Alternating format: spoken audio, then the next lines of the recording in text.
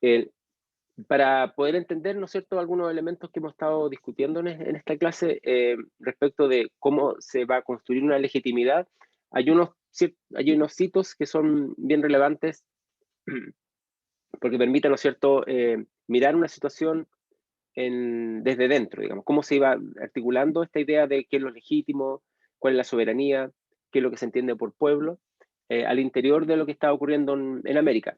Como ustedes sabrán, siempre tiene la dificultad de que estamos hablando solamente de un grupo muy pequeño, son varones, más bien vinculados a los criollos, muchos de ellos hijos de españoles que vivían en América. O sea, aquí no están las mujeres, no están los pueblos indígenas, no están los afrodescendientes, etcétera, ¿no? Hay eh, una perspectiva muy de un grupo muy pequeño. Es un grupo relevante porque es un grupo que va a construir la institucionalidad en América, pero sigue siendo un grupo muy pequeño y ustedes sabrán que la historiografía se ha hecho un esfuerzo muy grande para ampliar la mirada. Ahora tenemos una mirada muy estrecha y hay que reconocer primero eso. Tenemos una mirada muy estrecha sobre el tema. ¿Mm? Eh, pero bueno, pero ahí es parte de las dificultades de las investigaciones historiográficas que espero que ustedes, como personas jóvenes, como historiadoras e historiadores, puedan, ¿no es cierto?, ayudarnos a romper. Bien, dicho esto, entonces, acá tenemos un tema vinculado a la Junta Central y Gubernativa, ¿no es cierto?, que es la que ejerce los poderes, tanto ejecutivo como legislativo, a nombre del rey. Aquí hay toda una relación que va a ser bien compleja entre el rey o la Casa Real eh, eh, suspendida o, digamos, capturada, o como se diga por Napoleón, ¿no es cierto? Y estos grupos que van a gobernar, ¿no es cierto?, como una reacción también, ¿no es cierto?, de las provincias que reasumen la soberanía.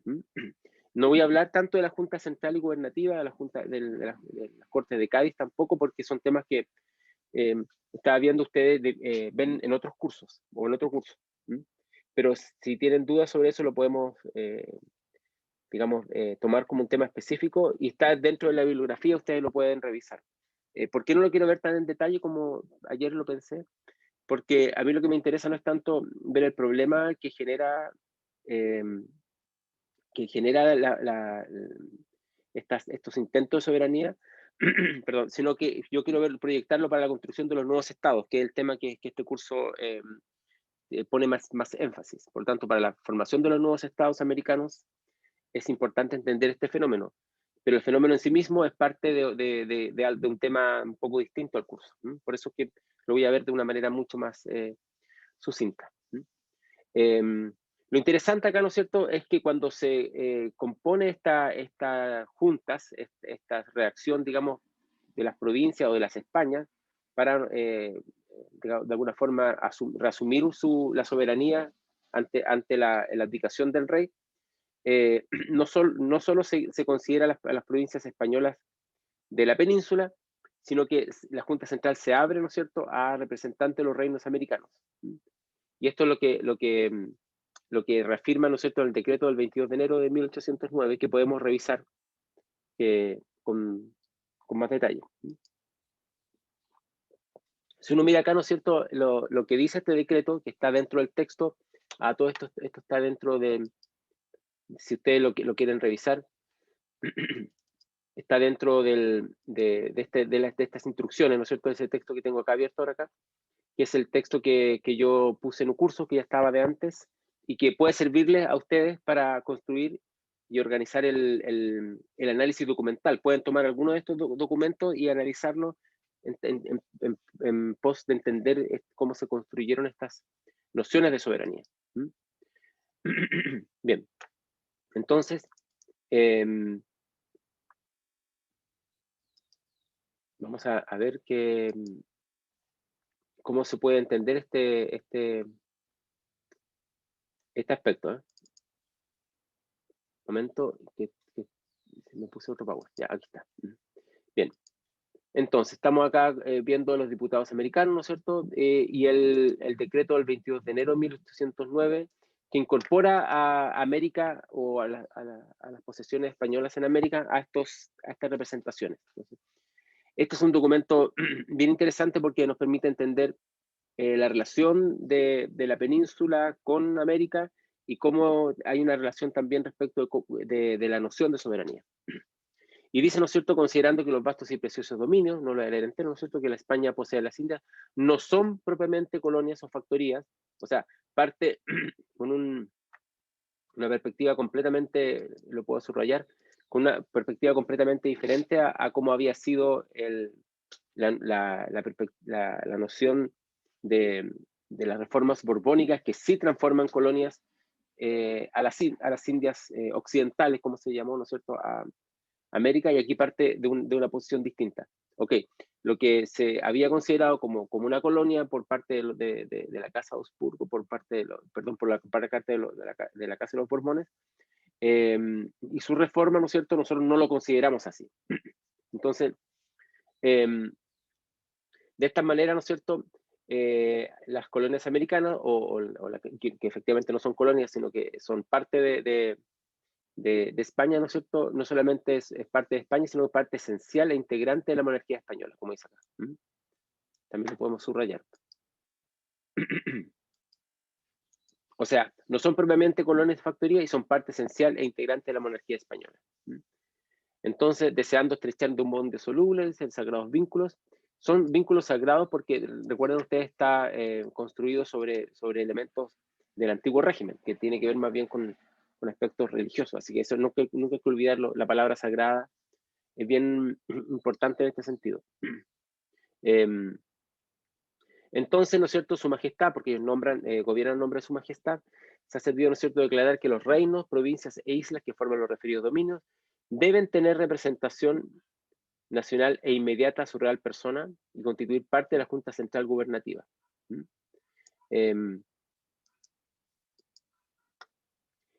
Profe, Aquí estamos hablando de representación nacional, ¿sí? profe, ¿a qué se refería con los sagrados vínculos? Es que la vinculación de España con América no está construida solamente con un dominio imperial de un territorio respecto de otro, como podría ser, por ejemplo, qué sé yo, las posesiones británicas, que un poco funciona así, del imperio británico. La relación que tiene España con las Américas es una relación encomendada por el Vaticano. Recuerden ustedes que eso ocurre, ¿no es cierto?, en el Tratado de Tordesillas, y ocurre en varios actos jurídicos donde queda claro que España lo que hace es llevar la cristiandad a este nuevo mundo. Por lo tanto, es un vínculo que está mediatizado por la relación con la Iglesia. Y por eso es que la Iglesia tiene tanta importancia dentro de todo el proceso de colonización y también del mantenimiento del sistema colonial. La Iglesia es fundamental, yo lo he dicho hartas veces, y no me canso de decirlo porque es algo que todavía no hemos estudiado con mucha profundidad, por distintas razones, digamos, que es el papel que juega la Iglesia o el papel de lo sagrado dentro de esta relación entre América y la península, o la monarquía. Esto es importante porque cuando el rey abdica, rompe este vínculo sagrado. O sea, no es solamente perder poder político, sino que rompe la relación de alguna manera más allá, que del antiguo régimen, ¿no es cierto? La relación o la vinculación religiosa que tiene la monarquía con España. Entonces, eso es bien relevante, a eso me refería. Lo otro que quisiera destacar, no sé si con eso te contesto, Isidora. Gracias. Lo otro que quería destacar es que ya, fíjense que ustedes pueden darse cuenta que se habla de representación nacional. Esto desde la perspectiva nacionalista que ha dominado durante gran parte del siglo XX, para entender, ¿no es cierto?, la historia del siglo XIX, siempre se entendió como que ya había naciones en América, que cuando se estaba hablando de, qué sé yo, de la Gran Colombia o de Perú o qué sé yo, o Chile, ya se estaba de alguna manera pensando en naciones, y cuando estas cédulas, ¿no es cierto?, se escriben tan temprano como en 1809, en este caso un decreto, ya se estaba de alguna forma considerando que existían naciones en América. Pero esto no es así. La perspectiva no nacionalista de la historia nos permite ampliar la mirada y preguntarnos qué efectivamente estamos hablando cuando hablamos de representación nacional a comienzo del siglo XIX. ¿Qué se le ocurre a ustedes? ¿Cuál es la nación acá cuando se expresa esto? Los dominios deben tener representación nacional. ¿Significa que deben ser representados de las naciones que viven americanas o estamos hablando de otro tipo de nación? No sé qué piensan ustedes.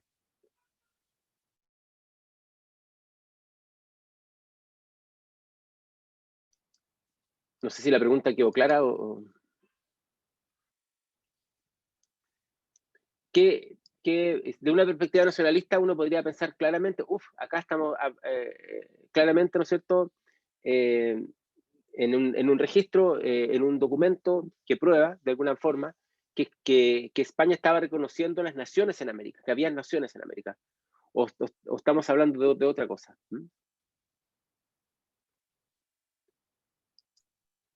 Sí, profe, ¿Sí? yo lo entendería por que en realidad la representación son de los diferentes reinos que, que se entiende que están en América y que esos reinos componen la nación general que sería la española, por lo que igual leímos. Creo que a eso puede corresponder una representación de los reinos que componen finalmente la nación que es la española completa, compuesta de América y la península.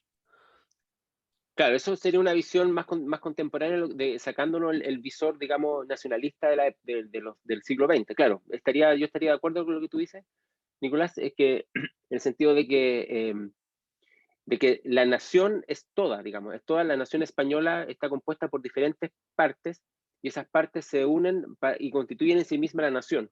No es que haya naciones particulares, digamos.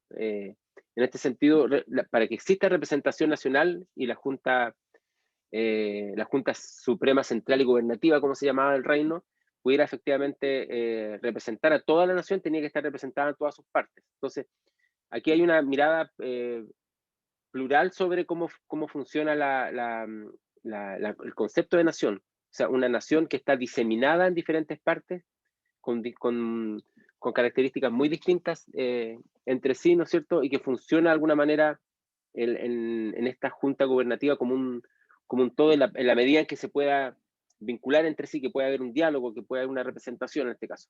Y yo estaría de acuerdo con esa interpretación, sí que sí que entiendo bien lo que tú estás diciendo, Nicolás.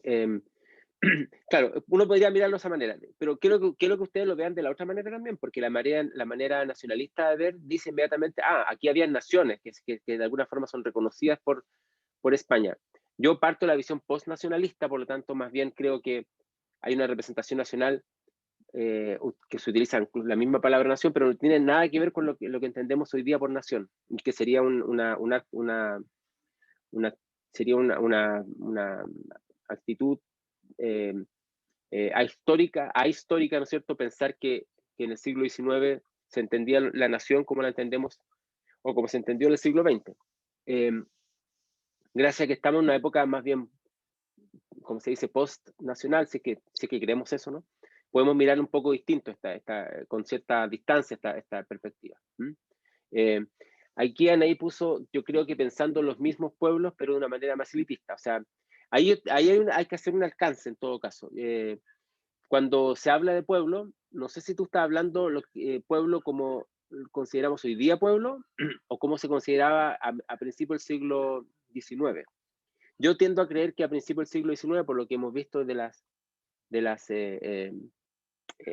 ahí dice como pensando en los cabildos, de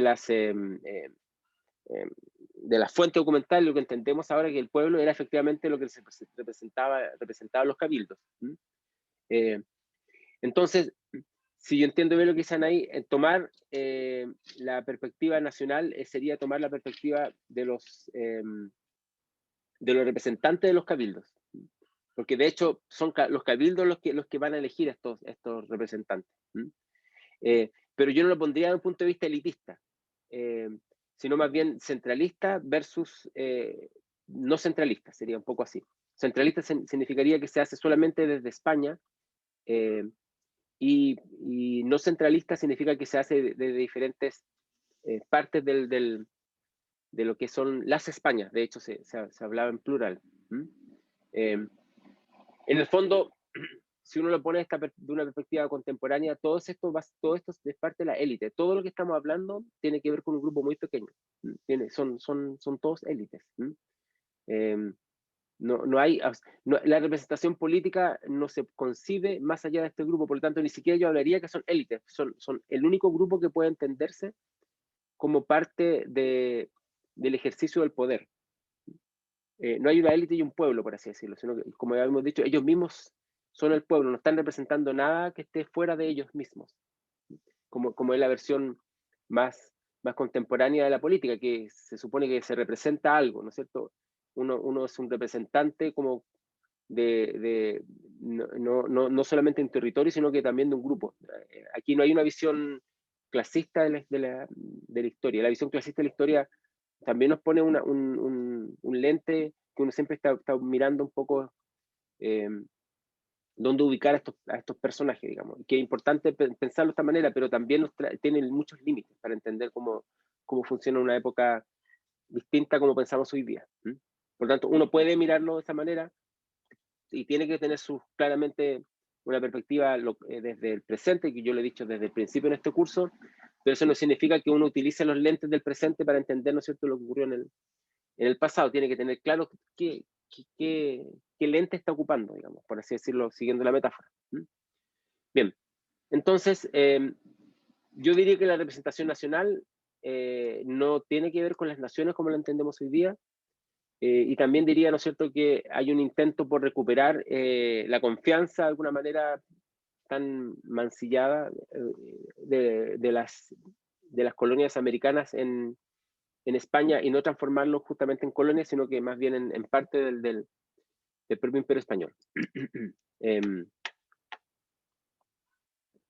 Más adelante dice, ¿no es cierto?, que para que tengan efecto estas medidas, voy a sacar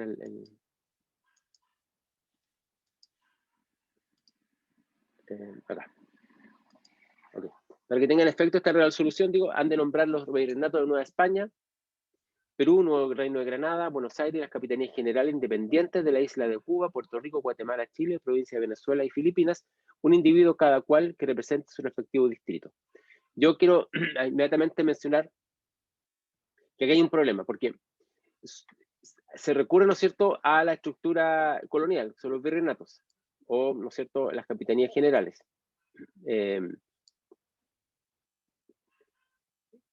O la provincia, por ejemplo. Entonces, esto es lo que se llamaría en política, digamos, o en ciencia política, serían las unidades intermedias de poder, o sea, que no son las ciudades, pero que tampoco son un conjunto de ciudades entre sí que estén de alguna manera conformando una cierta entidad, sino que es algo un poco más allá. Y tiene una extensión territorial bastante heterogénea, porque el virreinato como de Nueva España es muy grande, considerando, por ejemplo, comparado, perdón, con la provincia, la Capitanía General de Chile, por ejemplo, que es muy pequeña. O Filipinas, que es un lugar completamente distinto, fuera digamos, del espacio americano, pero también es parte de esta visión de la nación española. Entonces acá tenemos un problema, porque más adelante dice que el decreto indicaba que las capitales cabeza de partido debían proceder sus cabildos a nombrar 3 individuos, y ahí dice un poco el mecanismo, ¿no es cierto?, de notoria probidad, talento e instrucción, de cuya terna luego se escogería uno por sorteo, y su nombre sería enviado a la capital del respectivo virreinato. Es decir, si bien los virreinatos son los espacios que van a contener, digamos, la unidad territorial, los nombramientos son hechos en las capitales, o sea, en las ciudades. Las capitales cabeza de partido, que son las capitales más importantes, que van a ser justamente posteriormente las capitales de las propias naciones. Entonces acá tenemos un problema, no sé si si lo logro hacer ver, ¿no? Que la unidad territorial son unidades intermedias, pero la unidad que toma la decisión para nombrar estos representantes son los cabildos. Con eso queda claro, creo yo, que la verdadera unidad territorial, política, en América son los cabildos, eran el espacio de la ciudad. Bueno, el cabildo un poquito más que la ciudad porque tienen espacios más grandes, pero me refiero, no es la ciudad en sí misma, digamos, como los vecinos que participan en la ciudad. Y lo otro, ¿no es cierto?, que se nombran 3 individuos dentro de los candidatos seleccionados por los cabildos, de los cuales se escogería al diputado final del reino por sorteo. O sea, todos los cabildos mandan, ¿no es cierto?, sus nombres y después se sortea quién finalmente va a representar, ¿no es cierto?, a todo este espacio territorial del reinato. Como representante de su respectivo reino, el diputado electo llevaría a España las instrucciones preparadas por todos los cabildos de su jurisdicción. O sea, reúne a todos los, de alguna manera, todos los considerando, las peticiones de los cabildos en una sola instrucción. Acá, bien interesante porque el sorteo es un mecanismo que se utiliza mucho en la política europea y es muy, digamos, muy usado en la política dentro de lo que fue la administración de lo que se llama el medievo, ¿no es cierto? Por ejemplo, en España, en otras partes también. ¿Por qué el sorteo se utiliza? Porque en el fondo da lo mismo quien se escoja, pues son todos del mismo grupo, no hay una diferencia entre uno y otro, o sea, uno no representa más que otro, no tiene mayor representatividad, tienen toda la misma representatividad, porque todos fueron elegidos por los cabildos y llegan, ¿no es cierto?, en ese nombramiento a presentarse ante el virreinato. Y el sorteo es interesante porque en el fondo quien decide, en el fondo es Dios. Es un poco ha funcionado durante mucho tiempo. Aquí no hay una elección, digamos, popular, como diríamos hoy día, sino más bien una visión muy vinculada a lo que es las perspectivas del antiguo régimen. Vamos a mirar después, ¿no es cierto?, cómo esto no tiene que ver con, se discutió mucho con representaciones, por ejemplo, demográficas. Uno de los que va a reclamar justamente en esto va a ser el primer virreinato, el más grande, ¿no es cierto?, el de Nueva España, lo que actualmente es México, porque reclama, ¿no es cierto?, por qué ellos, siendo un estado mucho más, un territorio mucho mayor, de mayor riqueza y de mayor cantidad de población, o sea, tiene una extensión de territorio, tiene una cantidad de población mayor y también de importancia económica, va a tener la misma representatividad que algunos pequeños reinos de España. Entonces, aquí chocan dos visiones. La visión de cómo entender la representatividad de una perspectiva moderna, es decir, vinculada principalmente a la demografía, o sea, la cantidad de población que elige y por lo tanto, mientras más población, más electores tiene, versus, ¿no es cierto?, la perspectiva, digamos, del antiguo régimen, que no hace diferencias por la cantidad por el tamaño ni del reino, tanto por la extensión como por la población, sino por el papel que juega dentro de la concepción de la unidad nacional. Bueno, no sé si me explico, si logro explicar ese problema, si logras hacerme entender. Lo que pasa es que aquí siempre hay un choque entre, son periodos de cambio, no sé cómo explicarlo, son periodos de cambio, son periodos transitivos, son periodos en los cuales, ¿no es cierto?, se dan al mismo tiempo como luces de una visión más moderna de lo que es la representación política y la soberanía, pero utilizando una mentalidad, un lenguaje y unas prácticas del antiguo régimen. Entonces están siempre entremezclados, y por eso que también genera tanto conflicto, y por eso, para decirlo de otra manera, también son tan interesantes como problema historiográfico. Y por eso muchos historiadores e historiadoras trabajan sobre estos temas, porque son temas que son digamos, muy productivos para mirar cómo funcionan las sociedades también. Y los que estamos viviendo, como nosotros en Chile, procesos de cambio, y estamos en periodos transitivos, no sabemos bien para dónde está yendo el país, pero sabemos que sí está cambiando. Es interesante mirar cómo esto ocurre en otros momentos de la historia, ¿no? Que también están ocurriendo estos movimientos.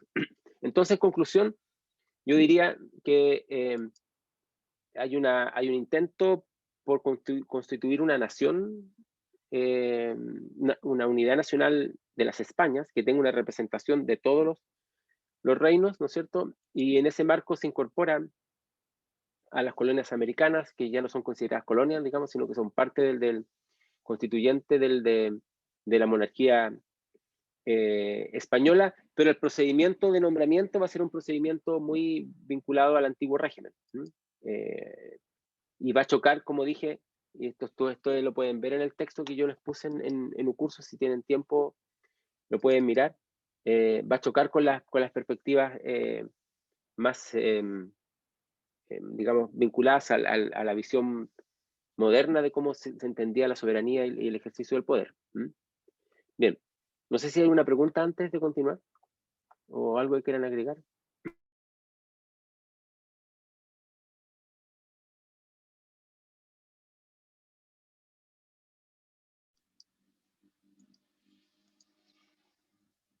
Bueno, entonces, para terminar esta parte, quisiera ver un documento con ustedes.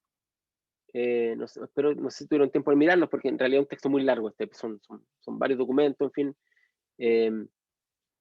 Y entonces, este es una de las instrucciones. Miremos una de las instrucciones por dentro para ver cómo funciona. Aquí en este texto que yo les puse en un curso, hay varios aspectos, ¿no es cierto?, que se mencionan respecto de qué importancia tenían estos documentos, ¿no es cierto? Hay uno muy largo al principio del documento sobre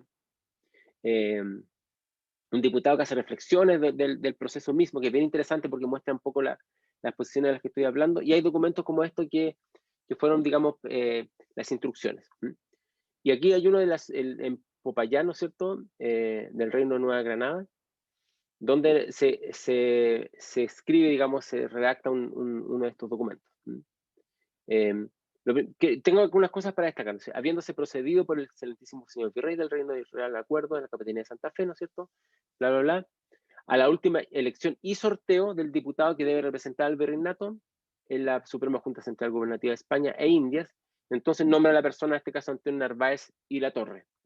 Entonces, él justamente primero empieza por mostrar el procedimiento y ¿cuál sería aquí, si uno lo piensa, la base que da legitimidad a este nombramiento? ¿Dónde estaría radicada la legitimidad? En la propia figura de Antonio Narváez y La Torre, o sea, en el poder de representación que tuvo. ¿Dónde creen ustedes que radica su legitimidad para ser representante de este virreinato ante la Suprema Junta Central? Mirando un poco lo que dice aquí al principio. ¿Me entiende lo que quiero preguntar? Porque no sé si quedó claro. O ¿Sí? sea, igual hay como el aspecto divino de la providencia decidiendo que él va a ser el representante por temas de la suerte. Ya, aquí hay un sorteo, claro, por lo tanto, del antiguo régimen. Pero también hay otra cosa más que se puede destacar, que, que representa el virreinato. O sea, está de alguna manera legitimado por la propia estructura colonial española. No hay nuevas estructuras, digamos. No hay naciones. Aquí no está representando a la nación de lo que sería hoy día Colombia, por ejemplo, el Reino de Nueva Granada. No es la nación colombiana, sino que es el virreinato del nuevo reino en este caso el nuevo reino del nuevo reino de Granada. Entonces, lo que quiero decir con esto es que hay tal como dice su compañero, ¿no es cierto? Hay está la mano divina acá que finalmente decide, porque esto es por sorteo, pero la elección de alguna manera está construida sobre la base de la administración colonial. O sea, esto lo que hace, quiero decir, de alguna manera, esto lo que hace reforzar las instituciones coloniales, o sea, que el punto de partida, la base sobre la cual uno se asienta para representar a un cuerpo político, sigue siendo, ¿no es cierto?, el antiguo régimen, sigue siendo, en este caso, el virreinato. De hecho, dice, y después dice, para conferírsele al citado señor diputado, bla, bla, bla, los poderes del ayuntamiento. El ayuntamiento son palabras que nosotros no usamos ahora en América, se siguen utilizando en España, se perdió después del periodo, digamos, de las naciones, ¿no? El ayuntamiento es el gobierno local, pues el gobierno de la ciudad, usando de la facultad que le corresponde por sí y a nombre de la provincia. O sea, tenemos otro espacio de legitimación acá, ¿no es cierto?, que tiene que ver con el cabildo, o el ayuntamiento, el espacio municipal, local. Entonces tenemos dos espacios. Por un lado, ¿no es cierto?, los virreinatos, que son espacios intermedios nombrados por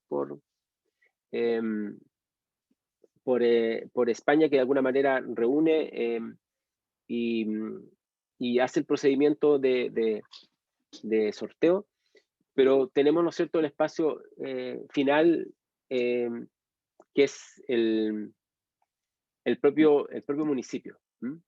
Y eso es bien importante porque aquí es donde realmente radica el poder político en América, en el municipio, y no en el virreinato. El virreinato es una especie intermediario. Recoge, ¿no es cierto?, a los candidatos y procede al sorteo y pone una firma, un timbre. Pero quien realmente elige, quien realmente da a conocer sus prerrogativas, siguen siendo, ¿no es cierto?, las ciudades. Quiero que por favor lo piensen y lo retengan de alguna manera, porque cuando empecemos a mirar la formación de los estados nacionales, esto va a ser un tema importante, porque van a seguir las ciudades hablando en algún momento, hablando a nombre de un espacio mayor que no tiene legitimidad. Que no tiene legitimidad, que podría ser, ¿no es cierto?, lo que hoy día entendemos por países. Bueno, más adelante, ¿no es cierto?, hay una consideración respecto de cuáles son lo que tienen que cumplir, digamos. Y viene esta parte interesante, solamente lo quiero mencionar. Ustedes lo pueden analizar con más calma. Esto hasta a partir de la página del texto 121, claro, 120 o 121, perdón. Ustedes, si tienen ganas de tomar esto como un documento para el análisis de lo que tenemos que hacer en el curso, lo podrían revisar y sacar sus conclusiones.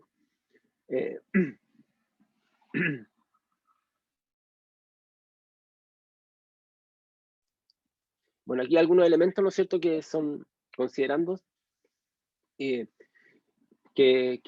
deben, ¿no es cierto?, respetar este diputado, ¿no es cierto? El diputado no podrá en ningún caso, dice, comprometer al reino a sufrir un yugo extranjero ni otra dominación. O sea, lo primero, ¿no es cierto?, que dejan claro es que esto no va a comprometer la posibilidad de que, por ejemplo, si Inglaterra o otro país entre a dominar en América. O sea, lo primero es resguardar, ¿no es cierto?, la familia real.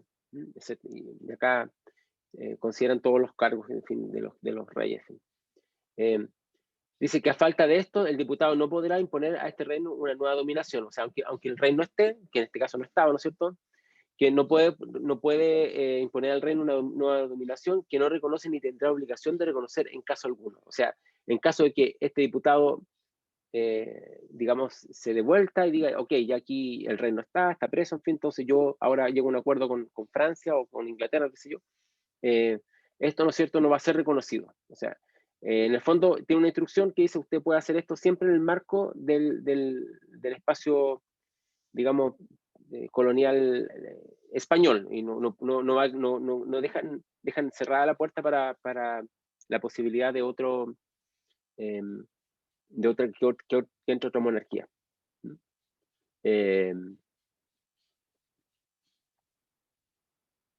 Después dice que habiendo llegado a la monarquía al estado de debatimiento en que hoy se halla, ¿no es cierto?, el proceso que estamos mirando, digamos, de la abdicación del rey, y a las desgracias que experimenta por el olvido de sus antiguas leyes constitucionales y la arbitrariedad de los ministros depositarios absolutos del poder, el diputado reclamará el cumplimiento y la observación de estas leyes constitucionales y fundamentales del Estado, arreglándose a los principios contenidos en el citado Real Decreto sobre convocación de las Cortes. Aquí esta parte es bien interesante.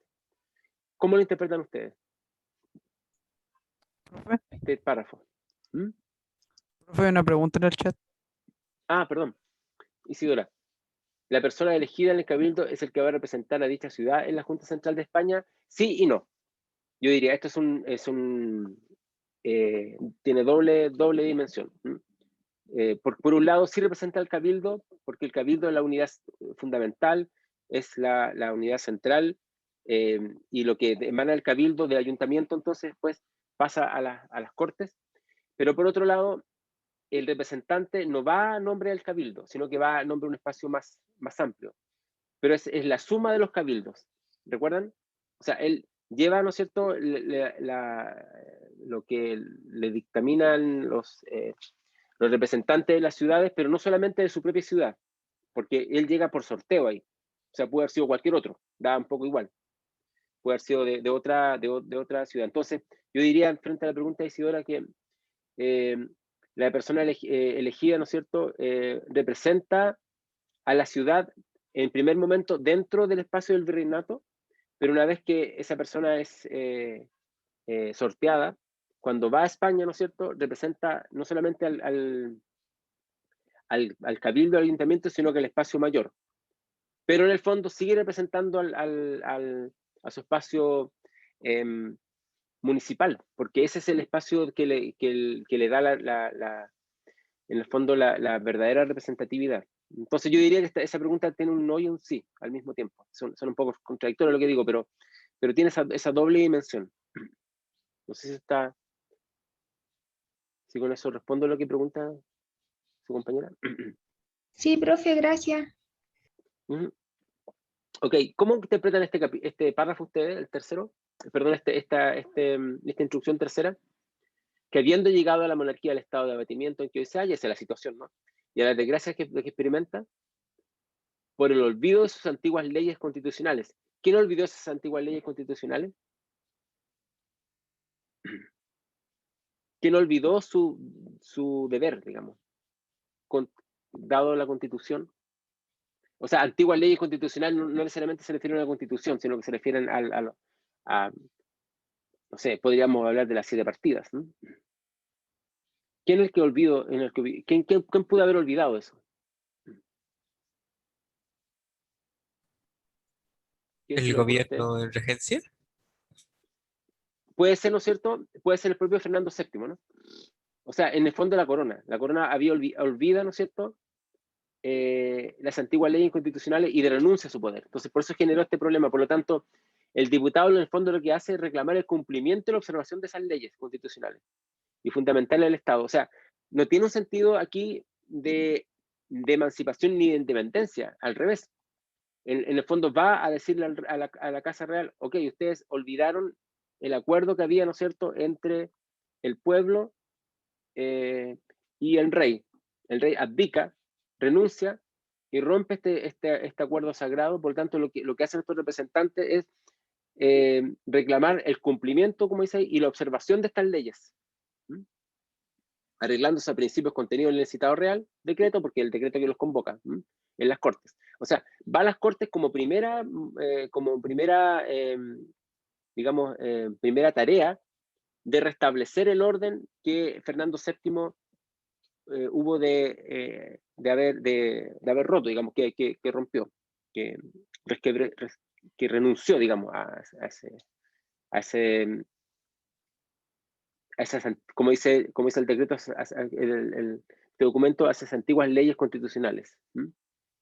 Y los ministros depositarios del poder, por lo tanto, ahí está la arbitrariedad como dices, su compañero, de los que están reinando el Consejo de Regencia en nombre del propio rey. Entonces, quiero dejarle esto, por favor, de alguna manera dando vuelta en el tema, porque significa que uno podría interpretar la independencia de una manera distinta, sacando la visión nacionalista, esta es una visión post-nacional, por supuesto, y al parecer, ¿no es cierto?, algunos de estos representantes querían restablecer el orden. ¿Por qué? Porque hay un asunto fundamental.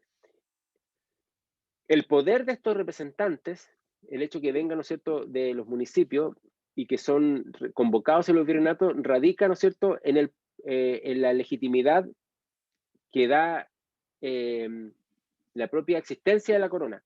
si la corona renuncia a su, digamos, a ejercer su poder, digamos, como dice ahí, ¿no es cierto?, las antiguas leyes constitucionales, lo que finalmente termina haciendo es afectar toda la legitimidad del sistema, incluyendo a estos representantes, incluyendo evidentemente a las propias ciudades y ayuntamientos, porque los ayuntamientos, los municipios, los cabildos, están basados en este acuerdo sagrado, ¿no es cierto?, entre el rey y sus súbditos americanos. Si el rey renuncia a su poder, no hay rey, por lo tanto, el representante de los cabildos tampoco tiene una legitimidad para representarlo, porque los cabildos de alguna forma se construyen su poder de legitimidad sobre la base que existe un rey, que existe una monarquía. Si la monarquía no existe, desaparece todo el sistema. Entonces, yo creo que ustedes lo piensen porque en el primer momento, sobre todo en el primer momento, estamos hablando del inicio del siglo XIX, lo importante para estos criollos americanos es que el poder que los habilita a ellos para hablar a nombre de cualquier cosa, de un virreinato, de una ciudad, debe ser, ¿no es cierto?, no debe ser puesto en duda. Otra cosa puede pasar después cuando se pone en duda ya después la posibilidad de que la monarquía siga reinando o gobernando en América, pero no se puede poner en duda el poder de ellos mismos, su poder, su base, digamos, de legitimación. Entonces, eso significa que también, por otro lado, que se va a construir en América un nuevo sistema, aquí queda súper claro, creo yo, un nuevo sistema político sobre la base de un sistema que ellos mismos estaban rechazando. O sea, aquí hay una contradicción que va a ser parte de cómo se han formado nuestras naciones en América, creo yo. No sé qué piensan de esto.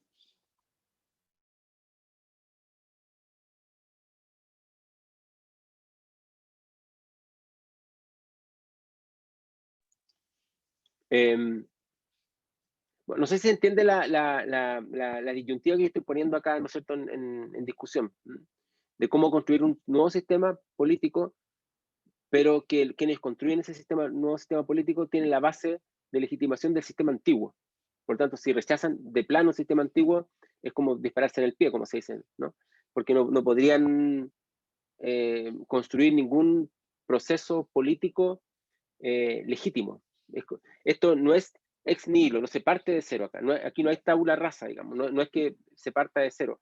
Por ningún motivo la perspectiva nacionalista nos ha hecho creer de alguna manera de que se construyeron estados nacionales, se inventaron naciones como si fueran, ¿no es cierto?, inventos, ¿cómo se dice?, por el mero imaginar naciones. Eso no es así. Aquí queda súper claro, entonces uno por eso tiene que mirar estos documentos con harto detalle y detenerse en cada una de las palabras. Es un ejercicio heurístico bien exhaustivo, creo yo. Bueno, si no lo creyeran no lo haría, pero me refiero a que es un ejercicio heurístico exhaustivo de profundización. Y yo quiero que ustedes hagan ese ejercicio cuando analicen un documento, el documento que les pido que entreguen, ¿no es cierto?, en el marco de este curso.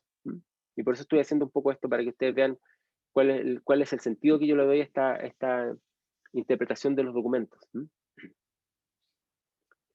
Bien, no sé si tienen alguna pregunta sobre esto, ¿no? O si quedó claro esto. Sí, profe, quedó claro. Sí, gracias. Ya, acá tenemos dos temas, ¿no es cierto?, que vamos a empezar a revisar, ya llevamos una hora. Que es dos aspectos que quería yo avanzar, pero tuve que retroceder un poco para ir dejando este aspecto que he mencionado ahora más nítido sobre la legitimidad, de dónde viene y toda esta idea de la nación española o de las Españas, que son dos fenómenos que ocurren, ¿no es cierto?, la vacatio legis y la vacatio, o antes de ella, ¿no es cierto?, la vacatio regis, o sea, la ausencia del soberano, y la vacatio legis, que es la retroversión de la soberanía. En el fondo lo que estamos mirando ahora es esto, ¿no? La retroversión de la soberanía, cómo la soberanía vuelve a estos municipios y de ahí, ¿no es cierto?, pasa nuevamente al rey. O sea, en el fondo lo que estamos revisando ahora era cómo estos representantes americanos encuentran la soberanía en la legitimidad en los municipios, porque el rey ya no está, ¿no es cierto?, pero ellos le reclaman después al rey que vuelva a restablecer la soberanía del rey para que de alguna forma el sistema siga funcionando. Entonces, en la próxima clase vamos a revisar con más detalle esto, de esta ausencia del rey y la ausencia de las leyes para entender, ¿no es cierto?, qué lo significó estas dinámicas de la desintegración. Entonces, continuamos con la lectura del curso. Ustedes acá pueden seguir leyendo este texto, ¿no es cierto? Y tenemos la página 117 a 151, la que estamos viendo ahora, ¿no es cierto? Y después, ¿no es cierto?, la página 152 y 184, el propio texto de Anino, que es nuestro texto guía, digamos, como ustedes recordarán, ¿no? Voy a buscarlo acá. Sería entonces la página 152. Vamos a mirar acá el PDF. Tengo, por razones evidentes, nosotros tenemos todo esto en PDF. Aquí está en la página 152 de nuevo Anino, Soberanías en Lucha, la ambivalencia de la herencia colonial y consolidación de la soberanía urbana, que es un tema bien complejo porque siempre hablamos de estos espacios como si fueran espacios enormes y en el fondo son ciudades nada más. Y hay que entender este fenómeno del siglo XIX principalmente como un fenómeno urbano. Anino lo dice muy bien en este sentido, me gusta mucho lo que él en este caso plantea. O la ruralización de los espacios políticos, vamos a mirar también eso, ¿no es cierto? Siguiendo el texto, sigo avanzando. Y la doble naturaleza del conflicto centro-periferia, que es lo que quiero que veamos. Entonces, en la próxima clase vamos a revisar, y vuelvo a la PPT, vamos a revisar esto de la vacatio regis y legis de una forma rápida para ir avanzando. Nos vamos a detener en las preguntas, ¿no es cierto?, de las dinámicas de desintegración y vamos a seguir avanzando en la próxima semana con lo que nos plantea Anino, ¿no es cierto?, en su texto de soberanías en lucha.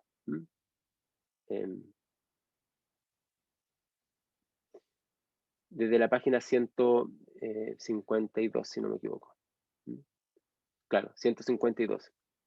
Bien, creo que está súper claro. Lo voy a mandar voy a dejar acá, hasta acá la grabación.